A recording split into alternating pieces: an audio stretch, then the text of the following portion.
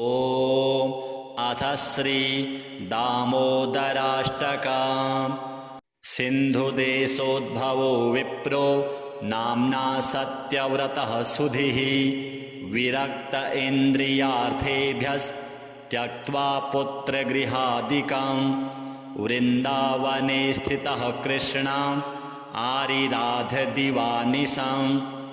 निःस्वः सत्यव्रतो विप्रो निर्जने व्यग्रमानसः। कार्तिके पूजयामास प्रीत्या दामोदरं नृप। तृतीये निःसकृद्भुङ्क्ते पत्रं मूलं फलं तथा। पूजयित्वा हरिं स्तौति प्रीत्या दामोदराभिधम्। सत्यव्रत उवाच नमामीश्वरं सच्चिदानन्दरूपं लसत्कुण्डलं गोकुले भ्राजमानं। यशोदाभियोलुखले धावमानं परामृष्टमत्यन्ततो दूतगोप्या। रुदन्तं मुहुर्नेत्रयुग्मं मृजन्तम् कराम्भोजयुग्मेन सातङ्कनेत्रम्। मुहुश्वासकं पत्रिरेखाङ्ककण्ठं स्थितं नौमि दामोदरं भक्तवन्द्यं।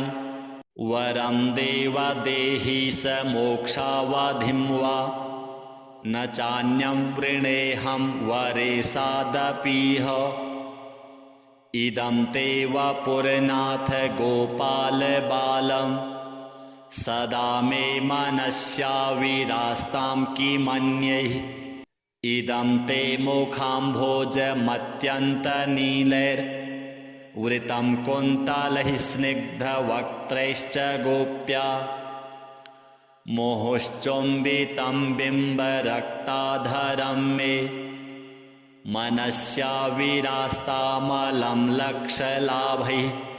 नमो देव दामोदरानन्तविष्णो प्रसीद प्रभो दुःखजालाब्धिमग्नं।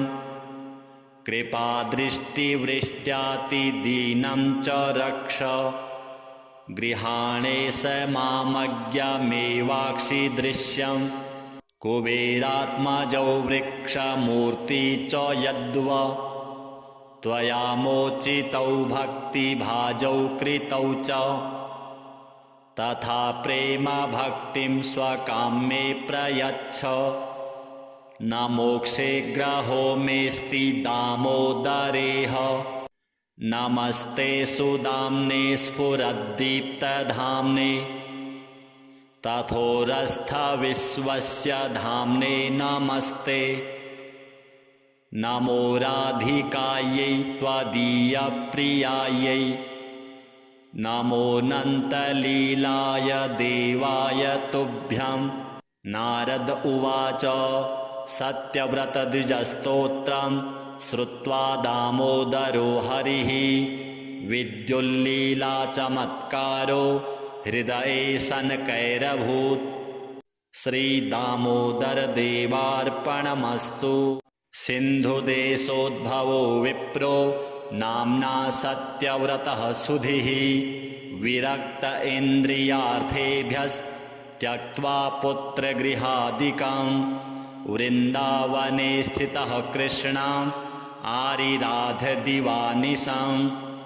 निःस्वः सत्यव्रतो विप्रो निर्जने व्यग्रमानसः।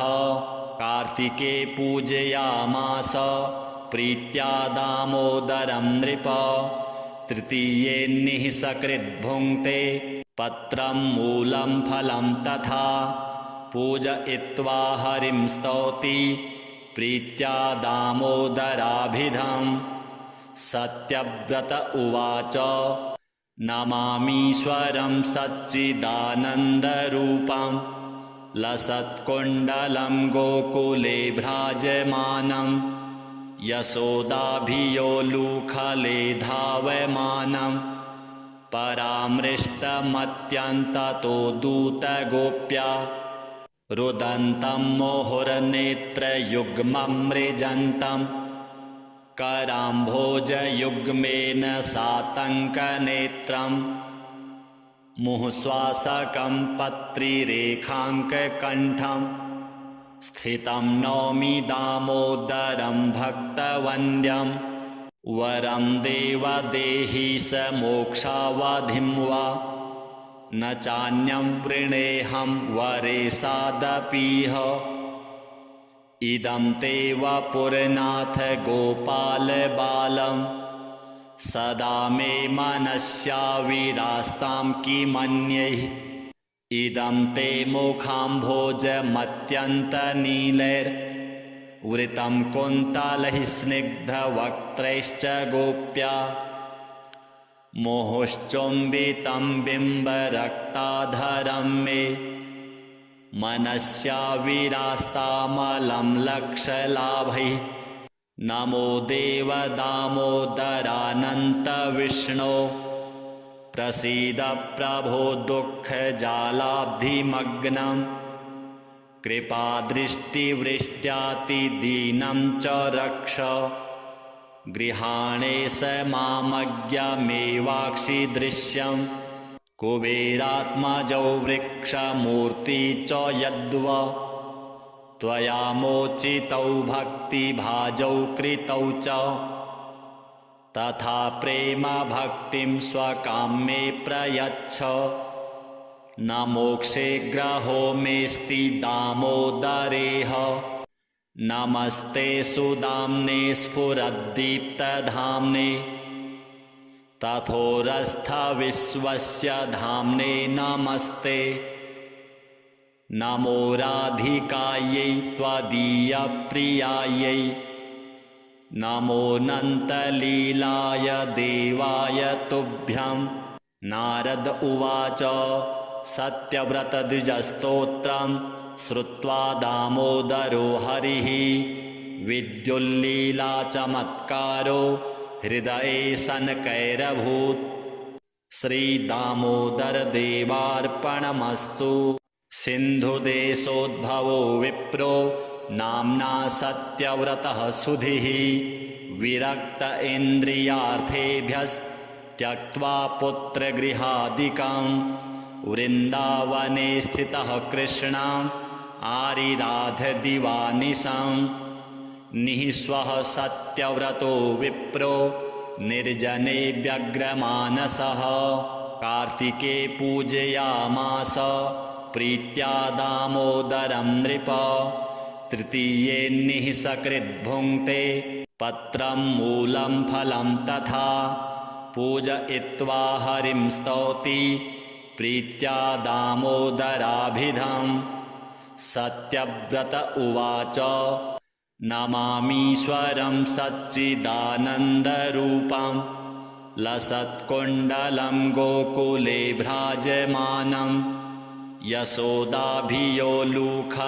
धावमानं परामृष्टमत्यन्ततो दूतगोप्या रुदन्तं मोहुर्नेत्रयुग्ममृजन्तं कराम्भोजयुग्मेन सातङ्कनेत्रं मुहुश्वासकं पत्रिरेखाङ्ककण्ठं स्थितं नौमि दामोदरं भक्तवन्द्यं वरं देवदेहि स मोक्षावधिं वा न चान्यं वृणेऽहं वरेशादपीह इदं ते वपुरनाथ गोपालबालं सदा मे मनस्याविरास्तां किमन्यैः इदं ते मुखाम्भोजमत्यन्तनीलैर्वृतं कुन्तलैः स्निग्धवक्त्रैश्च गोप्या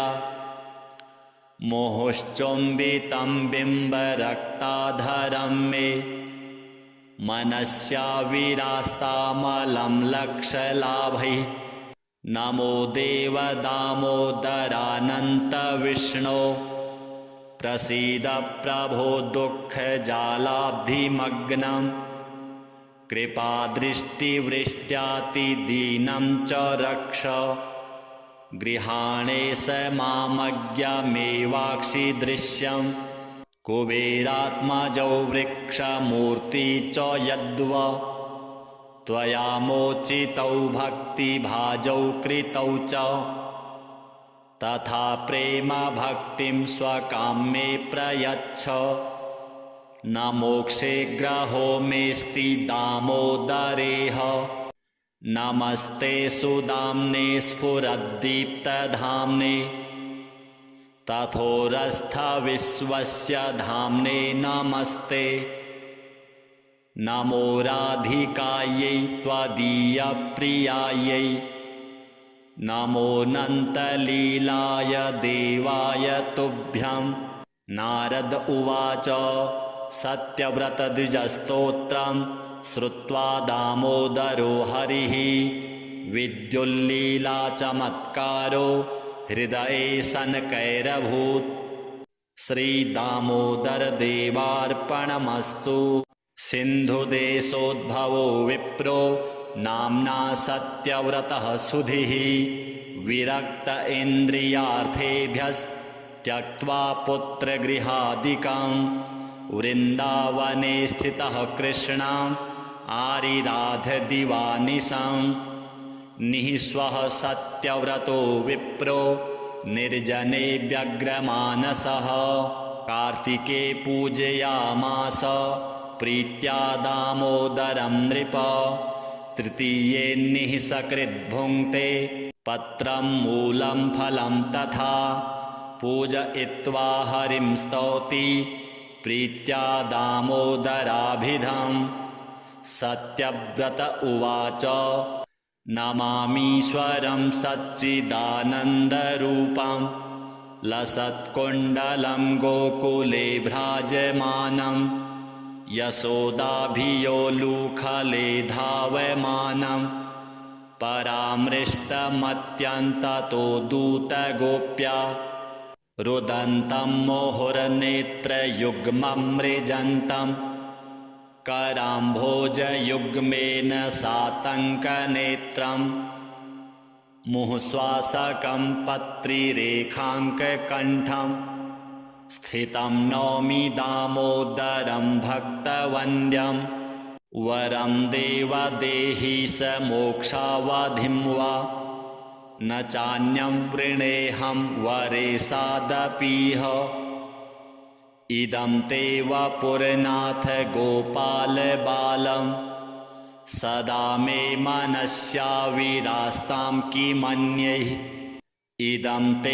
मुखाम्भोजमत्यन्तनीलैर्वृतं कुन्तलैः स्निग्धवक्त्रैश्च गोप्या मोहुश्चुम्बितं बिम्बरक्ताधरं मे मनस्याविरास्तामलं लक्षलाभैः नमो देव दामोदरानन्तविष्णो प्रसीद प्रभो दुःखजालाब्धिमग्नं कृपादृष्टिवृष्ट्यातिदीनं च रक्ष गृहाणे स मामज्ञमेवाक्षि दृश्यं कुबेरात्मजौ वृक्षमूर्ति च यद्वा त्वया मोचितौ भक्तिभाजौ कृतौ च तथा प्रेम भक्तिं स्वकाम्ये प्रयच्छ न मोक्षे ग्रहो मेऽस्ति दामोदरेह नमस्ते सुदाम्ने स्फुरद्दीप्तधाम्ने तथोरस्थविश्वस्य धाम्ने नमस्ते नमो राधिकायै त्वदीयप्रियायै नमोऽनन्तलीलाय देवाय तुभ्यं नारद उवाच सत्यव्रतद्विजस्तोत्रं श्रुत्वा दामोदरो हरिः विद्युल्लीलाचमत्कारो हृदये सनकैरभूत् श्रीदामोदरदेवार्पणमस्तु सिन्धुदेशोद्भवो विप्रो नाम्ना सत्यव्रतः सुधीः विरक्त इन्द्रियार्थेभ्यस्त्यक्त्वा पुत्रगृहादिकं वृन्दावने स्थितः कृष्णम् आरिराधदिवानिशं निःस्वः सत्यव्रतो विप्रो निर्जने व्यग्रमानसः कार्तिके पूजयामास प्रीत्या दामोदरं नृप तृतीये निःसकृद्भुङ्क्ते पत्रं मूलं फलं तथा पूजयित्वा हरिं स्तौति प्रीत्या दामोदराभिधं सत्यव्रत उवाच नमामीश्वरं सच्चिदानन्दरूपं लसत्कुण्डलं गोकुले भ्राजमानं यशोदाभियोलुखले धावमानं परामृष्टमत्यन्ततो दूतगोप्या रुदन्तं मुहुर्नेत्रयुग्ममृजन्तं कराम्भोजयुग्मेन सातङ्कनेत्रं मुहुश्वासकं पत्रिरेखाङ्ककण्ठं स्थितं नौमि दामोदरं भक्तवन्द्यं वरं देव देहि स मोक्षावधिं वा न चान्यं वृणेऽहं वरेशादपीह इदं ते वपुरनाथ गोपाल बालं सदा मे मनस्याविरास्तां किमन्यैः इदं ते मुखाम्भोजमत्यन्तनीलैर्वृतं कुन्तलैः स्निग्धवक्त्रैश्च गोप्या मोहुश्चुम्बितं बिम्बरक्ताधरं मे मनस्याविरास्तामलं लक्षलाभैः नमो देव दामोदरानन्तविष्णो प्रसीद प्रभो दुःखजालाब्धिमग्नं कृपादृष्टिवृष्ट्यातिदीनं च रक्ष गृहाणे स मामज्ञमेवाक्षि दृश्यं कुबेरात्मजौ वृक्षमूर्ति च यद्वा त्वया मोचितौ भक्तिभाजौ कृतौ च तथा प्रेम भक्तिं स्वकां मे प्रयच्छ न मोक्षे ग्रहो मेऽस्ति दामोदरेह नमस्ते सुदाम्ने स्फुरद्दीप्तधाम्ने तथोरस्थविश्वस्य धाम्ने नमस्ते नमो राधिकायै त्वदीयप्रियायै नमोऽनन्तलीलाय देवाय तुभ्यं नारद उवाच सत्यव्रतद्विजस्तोत्रं श्रुत्वा दामोदरो हरिः विद्युल्लीलाचमत्कारो हृदये सनकैरभूत् श्रीदामोदरदेवार्पणमस्तु सिन्धुदेशोद्भवो विप्रो नाम्ना सत्यव्रतः सुधीः विरक्त इन्द्रियार्थेभ्यस्त्यक्त्वा पुत्रगृहादिकं वृन्दावने स्थितः कृष्णम् आरिराधदिवानिशं निःस्वः सत्यव्रतो विप्रो निर्जने व्यग्रमानसः कार्तिके पूजयामास प्रीत्या दामोदरं नृप तृतीये निःसकृद्भुङ्क्ते पत्रं मूलं फलं तथा पूजयित्वा हरिं स्तौति प्रीत्या दामोदराभिधं सत्यव्रत उवाच नमामीश्वरं सच्चिदानन्दरूपं लसत्कुण्डलं गोकुले भ्राजमानं यशोदाभियोलुखले धावमानं परामृष्टमत्यन्ततो दूतगोप्या रुदन्तं मुहुर्नेत्रयुग्ममृजन्तं कराम्भोजयुग्मेन सातङ्कनेत्रं मुहुश्वासकं पत्रिरेखाङ्ककण्ठं स्थितं नौमि दामोदरं भक्तवन्द्यं वरं देव देहि स मोक्षावधिं वा न चान्यं वृणेऽहं वरेशादपीह इदं ते वपुरनाथ गोपालबालं सदा मे मनस्याविरास्तां किमन्यैः इदं ते मुखाम्भोजमत्यन्तनीलैर्वृतं कुन्तलैः स्निग्धवक्त्रैश्च गोप्या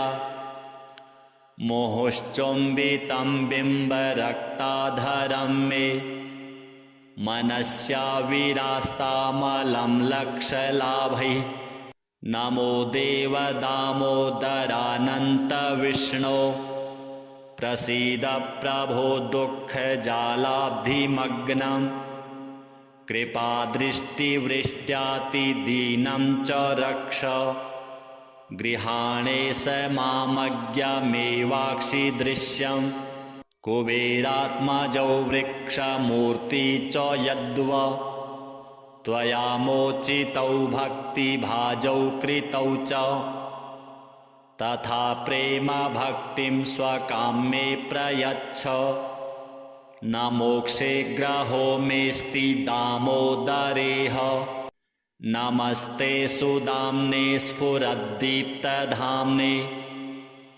तथोरस्थविश्वस्य धाम्ने नमस्ते नमो राधिकायै त्वदीयप्रियायै नमोऽनन्तलीलाय देवाय तुभ्यं नारद उवाच सत्यव्रतद्विजस्तोत्रं श्रुत्वा दामोदरो हरिः विद्युल्लीलाचमत्कारो हृदये सनकैरभूत् श्रीदामोदरदेवार्पणमस्तु सिन्धुदेशोद्भवो विप्रो नाम्ना सत्यव्रतः सुधीः विरक्त इन्द्रियार्थेभ्यस्त्यक्त्वा पुत्रगृहादिकं वृन्दावने स्थितः कृष्णम् आरिराधदिवानिशं निःस्वः सत्यव्रतो विप्रो निर्जने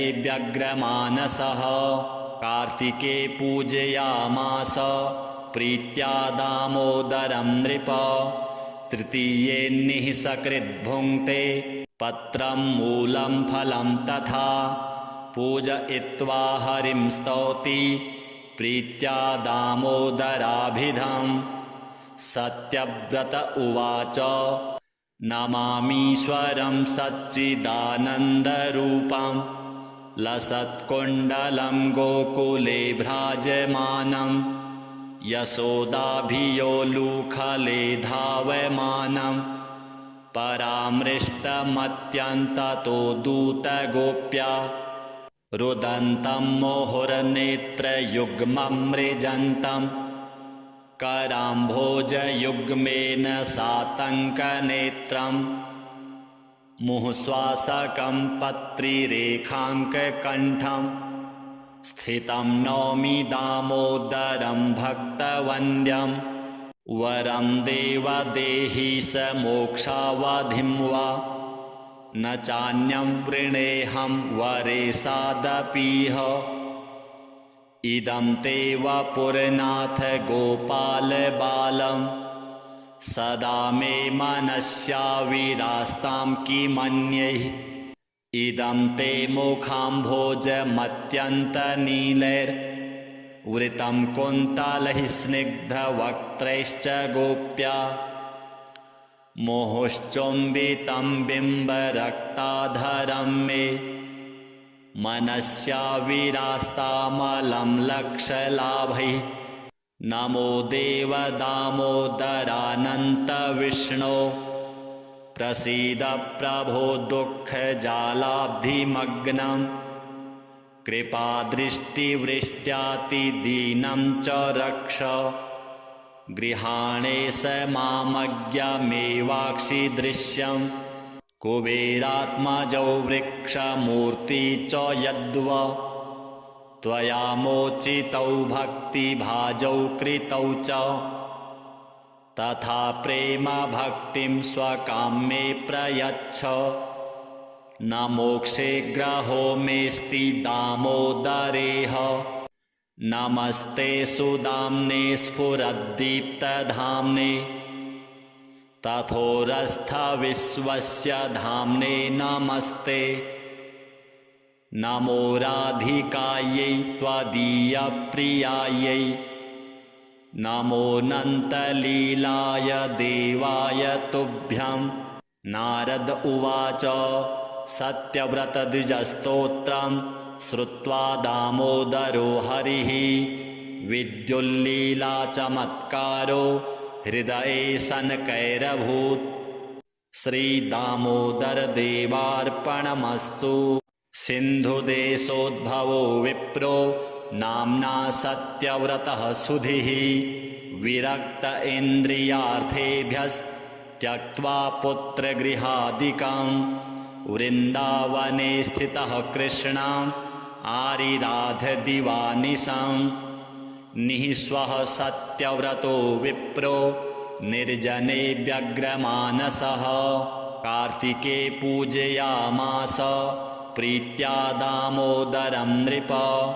तृतीये निःसकृद्भुङ्क्ते पत्रं मूलं फलं तथा पूजयित्वा हरिं स्तौति प्रीत्या दामोदराभिधम्। सत्यव्रत उवाच नमामीश्वरं सच्चिदानन्दरूपं लसत्कुण्डलं गोकुले भ्राजमानं यशोदाभियोलुखले धावमानं परामृष्टमत्यन्ततो दूतगोप्या रुदन्तं मुहुर्नेत्रयुग्मं मृजन्तं कराम्भोजयुग्मेन सातङ्कनेत्रं मुहुश्वासकं पत्रिरेखाङ्ककण्ठं स्थितं नौमि दामोदरं भक्तवन्द्यं। वरं देव देहि स मोक्षावधिं वा न चान्यं वृणेऽहं वरेशादपीह। इदं ते वपुरनाथ गोपाल बालं सदा मे मनस्याविरास्तां किमन्यैः। इदं ते मुखाम्भोजमत्यन्तनीलैर्वृतं कुन्तलैः स्निग्धवक्त्रैश्च गोप्या मुहुश्चुम्बितं बिम्बरक्ताधरं मे मनस्याविरास्तामलं लक्षलाभैः। नमो देव दामोदरानन्तविष्णो प्रसीद प्रभो दुःखजालाब्धिमग्नं कृपादृष्टिवृष्ट्यातिदीनं च रक्ष। गृहाणे स मामज्ञमेवाक्षिदृश्यं कुबेरात्मजौ वृक्षमूर्ति च यद्वा त्वया मोचितौ भक्तिभाजौ कृतौ च तथा प्रेम भक्तिं स्वकाम्ये प्रयच्छ।